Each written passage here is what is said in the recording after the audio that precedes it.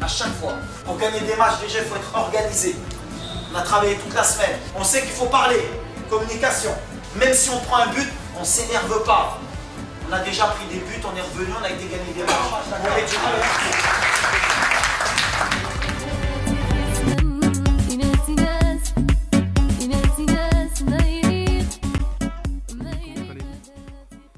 Ça va bien, alhamdoulilah, un peu fatigué avec la saison qu'on vient de passer, mais ça va, tout va bien. Alors, qui est Walid Regragui exactement? C'est un peu long, mais rapidement, ce serait dire je suis entraîneur aujourd'hui de football du club du FUS de Rabat. Voilà, je grandis en région parisienne, en France, à Paris, plus précisément Corbeil-Essonnes dans le 91. C'est là que j'ai passé toute mon enfance, mon adolescence et voilà, à 23 ans, j'ai quitté Corbeil pour faire une carrière de footballeur professionnel. Alors, parlez-nous de votre parcours plus précisément. Comment vous avez fait pour en arriver là aujourd'hui?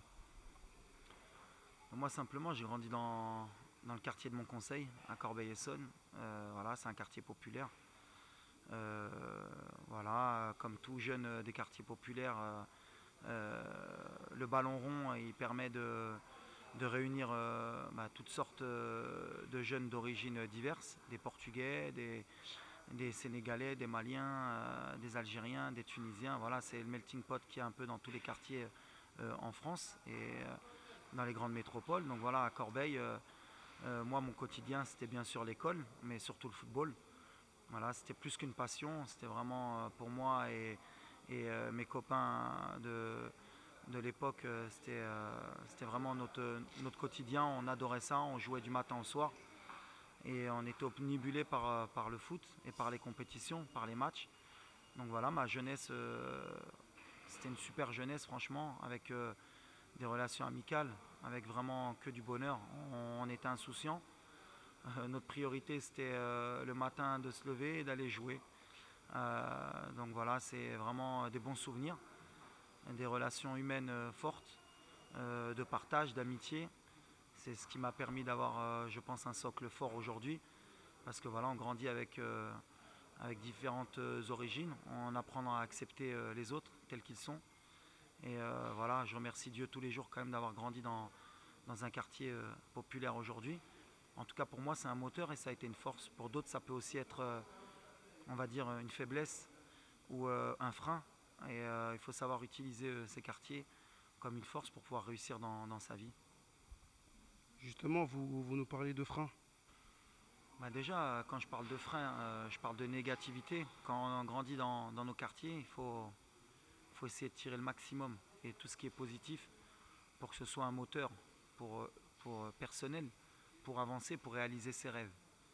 Et pour moi, heureusement, c'était le football. Pour d'autres, ça peut être les études, d'autres la musique, d'autres, peu importe, ça peut être même la mécanique, ça peut être tout ce qu'on veut. Il y en a, moi, je m'en rappelle dans mon quartier, il y en avait qui aimaient les voitures, qui en parlaient du matin au soir. Ça peut être plein de choses. Le monde, il est vaste, les métiers sont divers.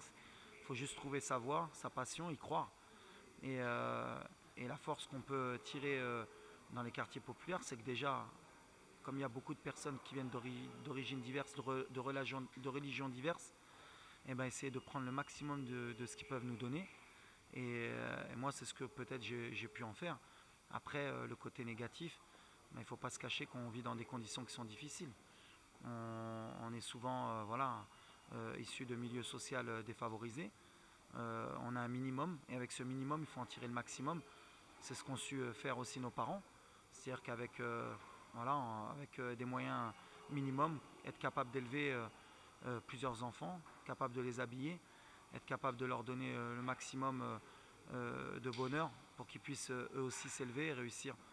Et malheureusement, sans tirer la critique, hein, il y a des jeunes qui en prennent le minimum, qui ne comprennent pas que nos parents ils ont souffert pour en arriver là, pour nous emmener dans ces conditions et pour pouvoir réussir.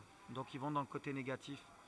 Le côté négatif, sans faire de langue de bois, ça peut être le vol pour être bien habillé, parce qu'on a peut-être un peu honte du niveau social qu'on vient. Ça peut être aller à la facilité pour gagner le plus d'argent possible dans un minimum de temps. Or, ce que j'ai appris moi dans ma vie de tous les jours, hein, c'est qu'on ne peut pas gagner de l'argent aussi vite, il faut être patient, il faut travailler. Et en général, on est récompensé.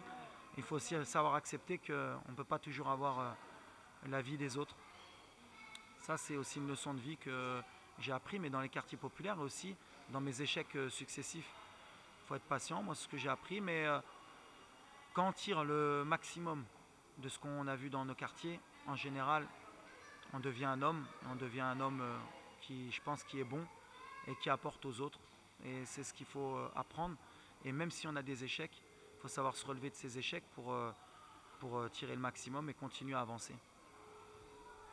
Alors, en 2001, vous avez intégré l'équipe nationale du Maroc, c'est ça? Pourquoi avoir choisi le Maroc? C'était mon rêve de gosse. Et j'ai toujours été tous les étés au Maroc, toute ma famille et encore. Et donc on était ancrés par rapport à nos pays d'origine, notre pays d'origine. Et la Coupe du Monde 86, moi je l'ai vécu fortement parce que quand on était jeune, comme moi qui suis né en 75, on essaye souvent de chercher un peu des choses qui nous lient à notre pays d'origine. Et moi, la chose qui me liait par ma passion, c'était le football.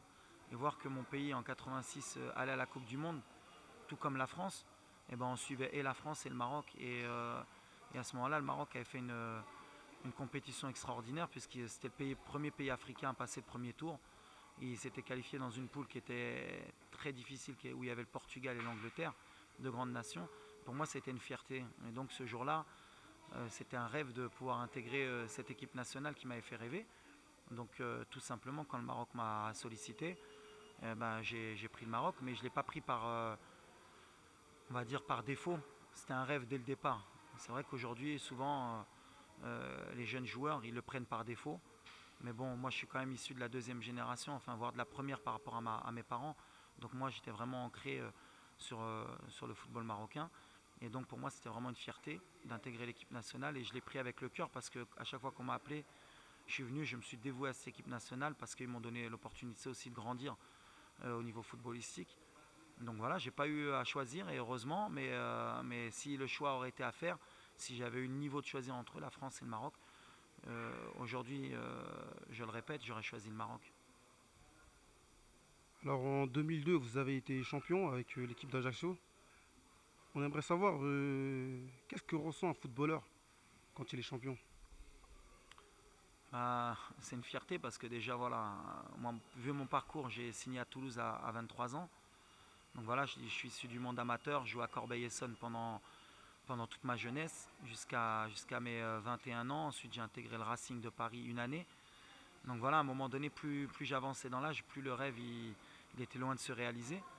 Mais voilà, intégrer Ajaccio, c'était après 2 ans à Toulouse, où j'avais joué en Ligue 1, où j'avais intégré l'équipe nationale. Et c'était un pas en arrière, puisque j'ai intégré Ajaccio en 2e division, avec Roland Courbis. Et donc, il m'avait proposé un challenge de venir en 2e division pour monter. Et personne n'aurait misé un sou pour qu'on monte en première division et qu'on gagne le championnat de Ligue 2. Donc voilà, intégrer Ajaccio et être champion avec l'équipe qu'on avait à l'époque, c'était extraordinaire. Et puis ça me permettait surtout de renouer avec la première division, où au niveau médiatique, au niveau footballistique, c'est le top niveau en France.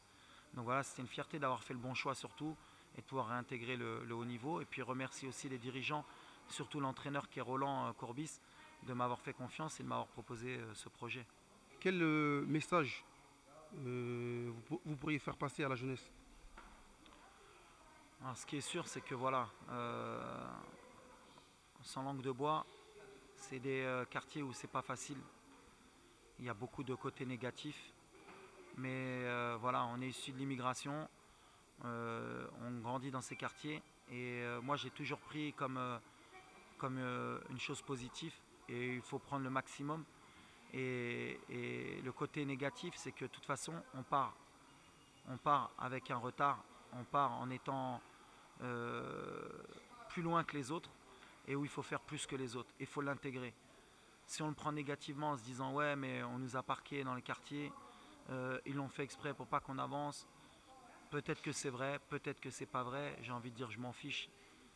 On y est, il faut tirer le maximum, il faut donner le maximum pour montrer une bonne image, pour tirer le maximum pour s'en sortir, pour réussir sa vie. Et il faut tirer le maximum du quartier parce que c'est une force. Ceux qui n'ont pas compris que c'était une force, ils ne réussissent pas. Et moi j'ai dans mon entourage et dans mes souvenirs d'enfance des gens qui n'ont pas réussi. Mais quand je regarde leur parcours, quand je regarde comment ils étaient quand on était à la maternelle ou en primaire ou au collège, bah mine de rien, il n'y a pas de surprise. C'est qu'en fait, c'était les plus faibles. Les plus forts, c'est ceux qui sortent justement du quartier, qui réussissent, qui ont une situation, qui élèvent leurs enfants dans le droit chemin, qui leur donnent à manger comme l'ont fait nos parents. Et j'en ai beaucoup, moi, qui sont chauffeurs de taxi, qui sont chauffeurs de bus, qui sont voilà, carrossiers, mais ils sont heureux. Et ils ont pris le chemin le plus difficile, qui est de se battre avec un minimum, mais ils sont heureux. Et mine de rien, ceux qui ont pris le chemin le plus facile, bah, où ils sont en prison, où ils sont, on va dire, recherchés, ils ne sont pas heureux, ils n'ont pas une belle vie, et ils donnent une mauvaise image en plus à la fin du quartier. Voilà, c'est pas être négatif ou tirer le doigt, hein. C'est parce qu'à un moment donné aussi, on les a peut-être pas aidés, on n'a peut-être pas su les aider, ils n'ont peut-être pas su être bien entourés. Donc voilà, des fois, c'est pas de leur faute. Il faut que les municipalités, il faut que les gens autour d'eux, ils aident ces gamins pour qu'ils tirent le maximum de nos quartiers, parce qu'il y a des forces. Et en général, il y a de grands artistes, il y a des gens qui, quand ils se mettent dans les études, bah, ça peut être des grands avocats, des grands médecins, des grands entrepreneurs. Ça peut être une force pour la France aussi. Donc voilà, c'est simple. Moi, avec le recul, j'ai beaucoup voyagé. J'ai réussi dans ce que j'aimais faire. Je suis payé tous les jours pour faire ce que j'aime faire. Et depuis l'âge de 23 ans, j'en ai 40, je vis du football. Et j'ai eu raison de ne pas lâcher et d'y croire. Donc voilà, si je peux dire quelque chose, c'est d'y croire. Mais c'est beaucoup de sacrifices. C'est beaucoup de travail. C'est des journées à travailler. C'est des journées à se battre contre des gens. Quand je parle de se battre, c'est pas avec les bras. C'est vraiment se battre, à se dire, à ne pas lâcher son rêve. C'est se lever tôt le matin, croire en son rêve jusqu'au soir. Et le soir, c'est vrai qu'on est exténué parce qu'on s'est battu toute la journée pour se battre. Mais en général, comme par hasard, et tu verras, je pense, par tous tes reportages, tu auras le même leitmotiv. Ce sera travail, se battre, ne pas lâcher. Et en général, comme par hasard, les gens qui sont en face de toi, eh ben c'est des mecs qui se sont battus. Et quand tu te bats, tu réussis. Ceux qui ne se battent pas, ils ne réussissent pas. Vous estimez être heureux? Ah, moi, je suis heureux parce que tu vois que tu viennes faire ce reportage aujourd'hui. J'ai accepté tout de suite parce que pour moi, c'est un honneur. Je me rappelle de toute ma jeunesse à Corbeil. Il y en a d'autres qui ont réussi, plein d'amis qui ont réussi dans d'autres domaines. On n'est peut-être pas je dirais pas une fierté parce que c'est beaucoup, mais je pense qu'on peut être un exemple. Et il faut se servir justement de ces gens-là pour montrer le côté positif des quartiers. Tu vois qu'on est des gens qui s'expriment bien, qu'on est des gens qui ont grandi dans les mêmes conditions que beaucoup d'autres. Mais voilà, peut-être que j'ai eu la chance qu'on m'ait tendu aussi la main. Parce que aussi, c'est vrai que, sans te mentir, il faut souvent un coup de pouce. Ce coup de pouce, il vient souvent de l'extérieur, mais il faut aller le chercher. Moi, j'ai eu la chance de rencontrer Rudy Garcia, qui est de Corbeil-Essonnes, qui est aujourd'hui un grand entraîneur aussi. Il m'a tendu la main au bon moment, mais j'ai su la prendre aussi. Et des fois, on tend la main à des jeunes des quartiers, ils ne savent pas la saisir au bon moment. Et ça, il faut savoir aussi prendre le train quand il passe. Mais bien sûr que je suis heureux aujourd'hui. Je suis fier aussi de représenter une certaine jeunesse. Et voilà, je me bats aussi pour eux aujourd'hui pour montrer un bon exemple. De montrer que voilà, nos parents, ils ont traversé la Méditerranée. C'est pour nous éduquer, pour qu'on réussisse. Et je suis surtout fier aussi pour mes parents de leur dire que voilà, ils ont fait beaucoup d'efforts pour que leurs garçons réussissent. Et mine de rien, même dans ma famille, on n'est pas tous footballeurs, mais on est tous bien éduqués. On essaie de s'en sortir, de gagner bien notre pain à la fin du match, la fin du mois. Et de bien éduquer nos enfants. C'est ça la vie en général. Aujourd'hui, vous habitez au Maroc. Qu'est-ce que vous avez à dire à la France et aux Corbeil-Essonnois? Je vois beaucoup de choses par les informations, mais voilà, je remercie la France. C'est forcément aussi mon pays. C'est là où j'ai grandi et c'est là où que je vis aussi quand j'ai mes vacances. Je rentre en France voir mes parents et mes frères et sœurs. Donc voilà, ça m'a permis aussi de au niveau de l'ascenseur social, l'ascension sociale, c'est un pays qui m'a aidé, il ne faut pas le renier. Voilà, dire à la France que surtout, il ne faut pas qu'elle oublie que ces jeunes, c'est une force pour elle, il ne faut pas l'oublier. C'est la France de demain, qu'ils le veuillent ou non. Il faut qu'ils l'acceptent, qu'ils le veuillent ou non. Surtout quand on voit aujourd'hui ce qui se passe au niveau, on peut dire, du terrorisme, de ces jeunes qui sont perdus. Il faut qu'ils sachent aussi aller vers ces quartiers et pour justement aider ces jeunes pour qu'ils puissent donner à la France, parce que la France c'est vrai qu'elle leur donne, mais il faut les aider pour qu'ils leur donnent plus. Et au quartier, ben voilà, je sais que c'est pas facile, je connais aussi comment il pense. On va dire c'est facile pour lui, il parle, le discours je le connais, j'ai grandi dans les bancs quand on reste jusqu'à 2 h du matin, on refait le monde politique, on se plaint, je l'ai fait aussi, mais voilà, non, c'est pas facile pour moi. S'ils pensent ça, le discours que j'ai envie de leur dire, c'est battez-vous, donnez le maximum, mais toujours dans le côté positif.